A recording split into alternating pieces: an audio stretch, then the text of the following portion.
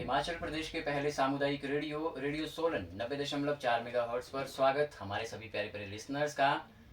आप सभी का दोस्त अनिल आपके साथ। और लिसनर्स, 24 अप्रैल से 30 अप्रैल के बीच में बिजली सुरक्षा सप्ताह मनाया जाता है। क्या कुछ इस वीक के दौरान होता है, ये सारी जानकारियाँ आज हम हासिल करेंगे बिजली विभाग से एडिशनल डायरेक्टर अनुराग पराशर जी से। सर, बहुत बहुत स्वागत है आपका। बहुत बहुत धन्यवाद। मैं भी जो 90.4 हमारा रेडियो सुनने वाले हैं, बहुत से दर्शक हैं। हम काफ़ी समय से जानते हैं। सोलन ज़िला के वासियों को ये रेडियो बड़ा भा रहा है और सूचना प्रसारण का एक बहुत महत्वपूर्ण साधन बन रहा है। इसके लिए हम हार्दिक आपका आभार प्रकट करते हैं और आपको बधाई देते हैं। और आपने आज हमें अपने स्टूडियो में बुलाया, आपका बहुत बहुत आभार। सर, आपका भी बहुत बहुत शुक्रिया हम अदा करेंगे। बहुत सारी बातें आज आपके बारे में जानेंगे, साथ के साथ बिजली विभाग के बारे में।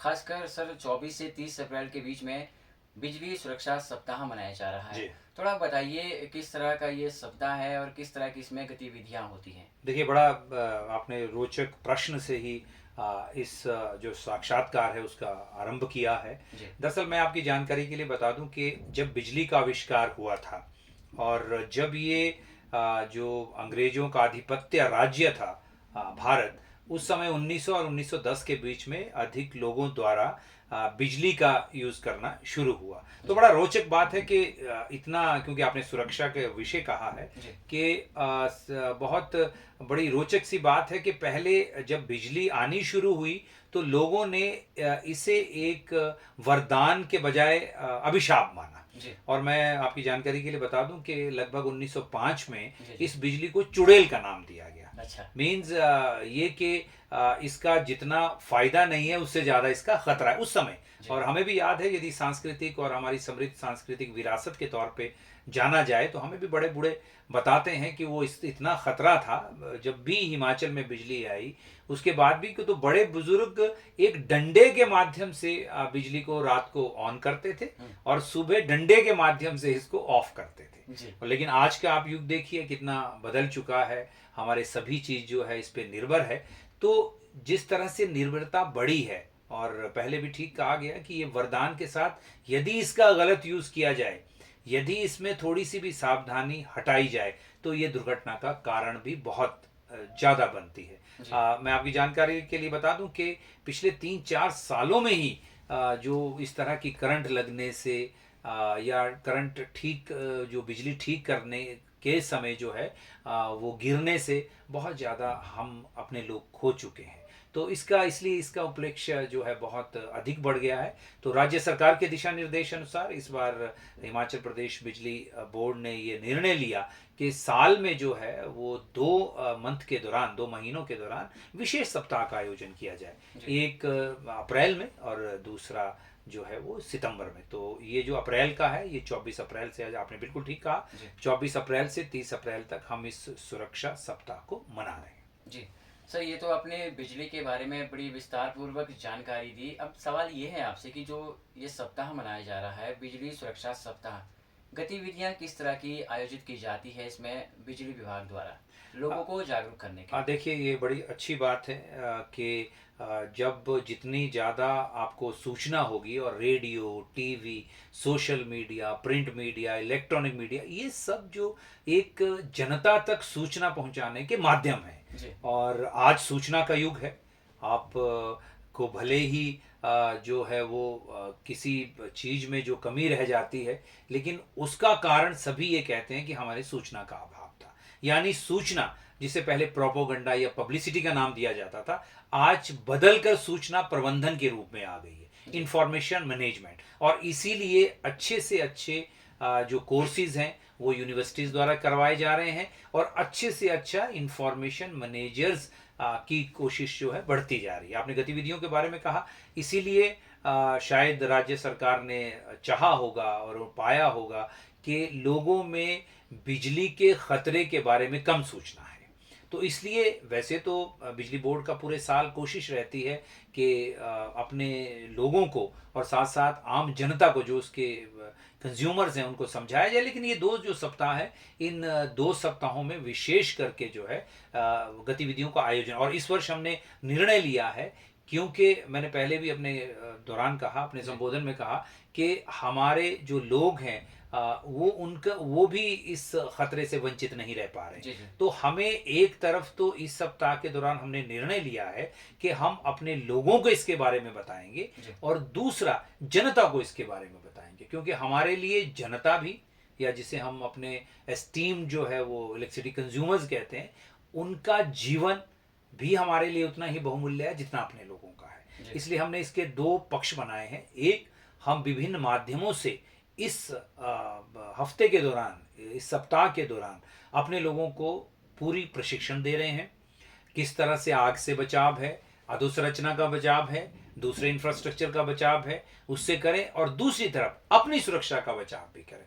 और मेरा अनुरोध रहेगा कि आपको भी लगता है कि किस तरह से बिजली वाले एक बहुत अच्छा कार्य कर रहे हैं, और एचपीएससीबी लिमिटेड तो बहुत सुनिश्चित और बहुत पावरफुल जो इलेक्ट्रिसिटी है वो लोगों को उपलब्ध कर। वी आर लकी अनफ कि हम लोग ऐसे स्टेट में रह रहे हैं जहाँ बिजली की कोई दिक्कत नहीं है, बिजली की जनरेशन बहुत आय मात्रा में है, जी जी उसका उपयोग जो है वो बहुत अच्छा है, और हमें जो है वो ऊर्जा राज्य के रूप में जाना जाता है। जी जी और हम जल्दी ही वर्ष 2025 में जो है टोटल जो हम ऊर्जा प्रयोग में ला रहे हैं उसको ग्रीन एनर्जी स्टेट यानी हरित ऊर्जा राज्य के रूप में इसमें स्थापित किए जा रहे हैं। वर्ष 2025 तक हम किसी भी तरह की दूसरी ऊर्जा का प्रयोग नहीं करेंगे, केवल हरित ऊर्जा का प्रयोग करेंगे। जैसे आप सौर ऊर्जा की बात करते हो, आप जल ऊर्जा की बात करते हो, दूसरी हरित ऊर्जा की बात करते हैं, पवन ऊर्जा की बात करते हैं, इसी से अपना उपयोग करेंगे।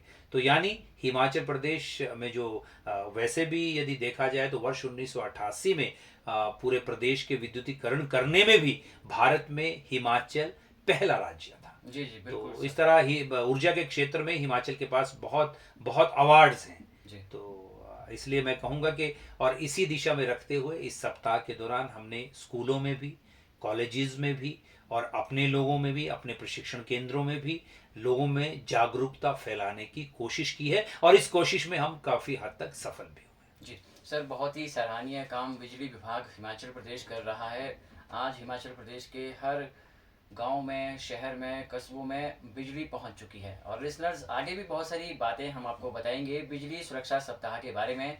हमारे आज के खास मेहमान बिजली विभाग हिमाचल प्रदेश से एडिशनल डायरेक्टर अनुराग पराशर जी हमारे साथ हैं। Stay tuned. एक बार फिर से स्वागत, डोंट स्टॉप।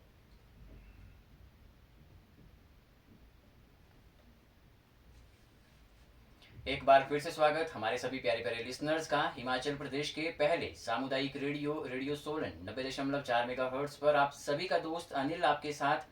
लिसनर्स, 24 अप्रैल से 30 अप्रैल के मध्य बिजली सुरक्षा सप्ताह मनाया जाता है, और इस अवसर पर हमारे आज के खास मेहमान हैं बिजली विभाग हिमाचल प्रदेश से एडिशनल डायरेक्टर अनुराग पराशर जी, जो बहुत सारी बातें हमें बता रहे हैं। सर, अभी गाना सुन रहे थे और गाने के बीच में ना एक सवाल मेरे जहन में आया, और बहुत से लिसनर्स के मन में भी ये सवाल होगा। बिजली बनाने का जो एक तरीका है, एक प्रक्रिया है, वो काफ़ी रोचक है। थोड़ा बताएं सर कि किस तरह से बिजली तैयार होती है। आपने थोड़ी देर पहले ये भी बताया कि हिमाचल प्रदेश को ऊर्जा वाला राज्य कहा जाता है। किस तरह से बिजली तैयार होती है, थोड़ा बताएं इसके बारे में। देखिए, जैसे मैंने पहले भी कहा कि हम लोग बहुत खुशहाल हैं, हम लोग बहुत भगवान की कृपा से हमारे पास सबसे बड़ा जो साधन है वो जल का साधन है। जी और आपकी जानकारी के लिए मैं बता दूं कि हमारे पास लगभग 23 और 24 हजार मेगावाट के बीच में जल ऊर्जा ही पैदा करने की क्षमता है, जी और हम 10,000 से ऊपर अभी तक पैदा कर भी रहे हैं। जी और जो शेष बची ऊर्जा है उसका दोहन करने के लिए भी हिमाचल प्रदेश कृत संकल्प है। हाल ही में भी हम लोगों ने काफ़ी निजी क्षेत्र में भी जो परियोजनाएं हैं उनका निर्माण किया है। तो जल ऊर्जा, क्योंकि हिमाचल प्रदेश में मैंने कहा कि बहुत जल विद्युत उत्पादन क्षमता है, जी तो ये संभव है कि हम लोग काफ़ी जल ऊर्जा हमें एक वरदान के रूप में मिली है, क्योंकि यहाँ 5 नदियाँ बहती हैं जी और 5 नदियाँ में ये वरदान स्वरूप जो हमें है वो जल विद्युत उत्पादन क्षमता है। उसके बाद हाल ही में पिछले 4-5 वर्षों से भी ये प्रयत्नों से ये हो पाया कि सौर ऊर्जा में भी हम लोग आगे बढ़ रहे हैं। जी स्पीति में हम लोगों ने सौर ऊर्जा पार्क स्थापित करने का बिल्कुल। निर्णय लिया है। घरों के छतों के ऊपर हम जो है वो सौर ऊर्जा बनाने करते हैं और बना रहे हैं। और उसमें तो बड़ी रोचक बात है कि जो छतों पे हम लोग ऊर्जा के जो संयंत्र लगाते हैं उसमें अपनी बिजली की क्षमता तो बिल्कुल निशुल्क प्राप्त करते हैं, जी और जो बची हुई ऊर्जा सौर ऊर्जा से हम करते हैं उसके लिए बिजली बोर्ड ही देय है कि वो भी उसके जो भी उत्पादन होता है उसका जो है वो पैसा जो है उस ऊर्जा पैदा करे जिसके छत पे संयंत्र लगा उसे देता। ग्राउंड माउंटेड जो संयंत्र है वो भी लगाए जा रहे हैं। उस पर भी काफ़ी सरकारी क्षेत्र में बैराडॉल नाम का 5 मेगावाट का भी सवार घाट के नज़दीक, नैना देवी के नज़दीक जो है संयंत्र 5 मेगावाट का सौर ऊर्जा का चल रहा है।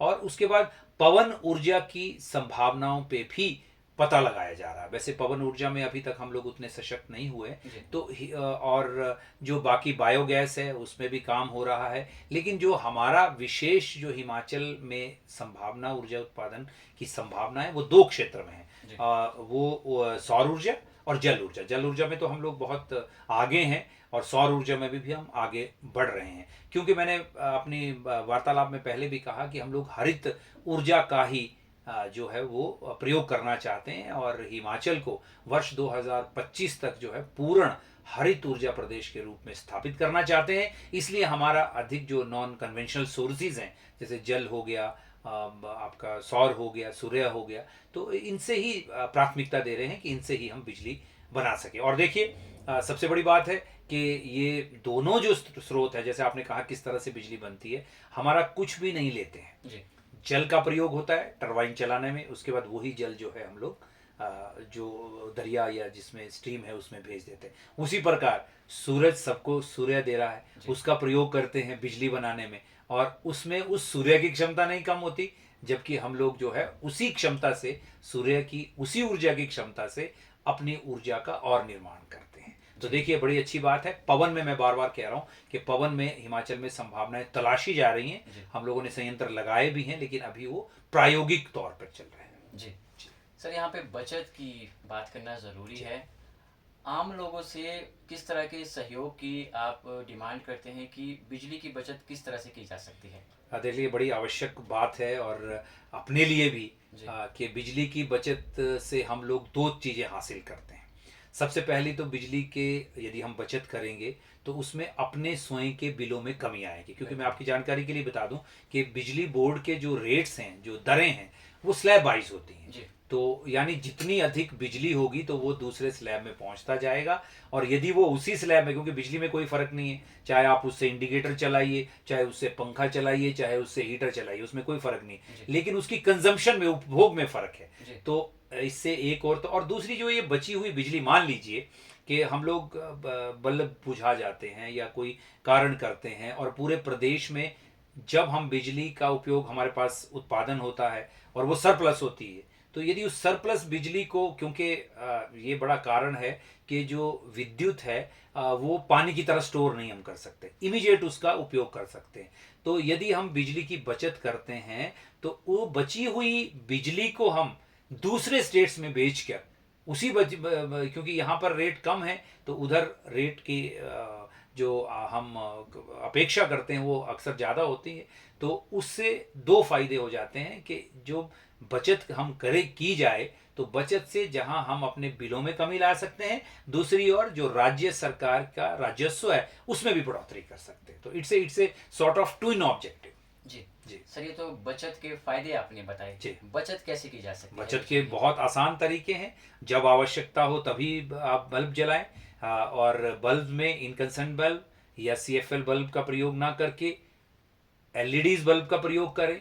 अपने घरों को रोशनदान बनाएं, छोटी छोटी चीज़ें हैं। सुबह और शाम के समय जो है बिजली कम उपयोग करें, ये भी एक बड़ा इंपॉर्टेंट है, क्योंकि सुबह और शाम के बीच में हमारे पीक लोड आवर्स होते हैं, डिमांड बढ़ जाती है, तो आपका बिजली का बिल भी ज़्यादा आता है। तो इसलिए सुबह और शाम कम करें, आवश्यकता के अनुसार चलाएं, हल्के रंगों का प्रयोग करें, और सबसे बड़ी बात है कि एलईडीज़ का प्रयोग करें। जी सीएफएल भी वैसे प्रयोग कर सकते हैं, लेकिन सीएफएल का जो सेम मैकेनिज्म, हैंडलिंग मैकेनिज्म है, उसमें थोड़ी दिक्कत आती है, क्योंकि सीएफएल में मरकरी होता है और उसका जो सेफ निपटान है वो बड़ा आवश्यक होता है।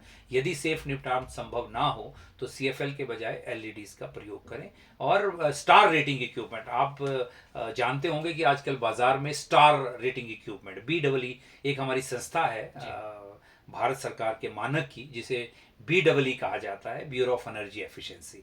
वो मानक तय करती है जितने अधिक स्टार होंगे फ्रिज में होंगे, उतना ज़्यादा वो जो इक्विपमेंट है वो एनर्जी एफिशिएंट होगा। तो प्लीज़ यदि आपने एसी खरीदना है, फ्रिज खरीदना है, तो please star rating, BE star rating equipment ही खरीदें। और 0 वाट का बल्ब जिसे कहा जाता है, 0 वाट का बल्ब कोई नहीं होता, उसकी जगह जो आप जो है वो जो है एलईडी का प्रयोग करें। एलईडी बहुत ज़्यादा सेविंग करता है। तो इन्हीं छोटी छोटी तरीकों से, डेकोरेशन लाइट का ज़्यादा प्रयोग ना करें, सजावट का ज़्यादा प्रयोग ना करें, तो इस तरह आपकी बचत भी होगी और प्रदेश के राजस्व में भी बढ़ोतरी होगी।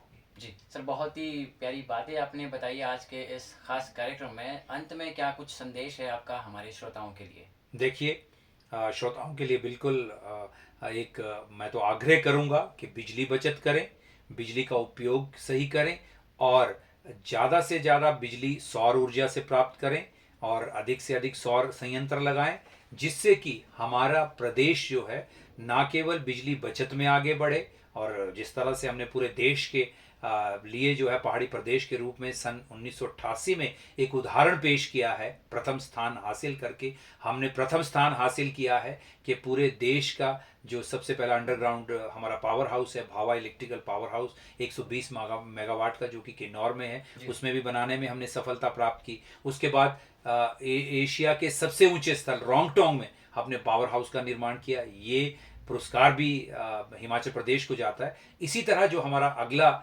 जो हमारा उद्देश्य है वो है वर्ष 2025 तक इस प्रदेश को हरित ऊर्जा प्रदेश के रूप में स्थापित करना। ज़्यादा से ज़्यादा गैर परंपरागत स्रोत से ऊर्जा प्राप्त कीजिए, बिजली बचत कीजिए, अपने बिलों में भी कमी लाइए, और जो देश का अपने मान बढ़ाइए, क्योंकि देश का मान तभी है जब हमारे प्रदेश का मान है। तो इसलिए अपने प्रदेश को पूर्ण रूप से हरित ऊर्जा के रूप में स्थापित करने के लिए आप सभी सहयोग दें, यही कामना करते हैं। जी सर, बहुत बहुत शुक्रिया आपका इन तमाम कीमती बातों के लिए। धन्यवाद। जी लिसनर्स, ये थे हमारे आज के खास मेहमान, हिमाचल विद्युत विभाग से एडिशनल डायरेक्टर अनुराग पराशर जी, जिन्होंने बहुत सारी बातें बताई कि किस तरह से हम बिजली की बचत कर सकते हैं छोटी छोटी बातों का ध्यान रखकर। फिलहाल अपने दोस्त अनिल को दीजिए इस खास कार्यक्रम से इजाज़त। नमस्कार।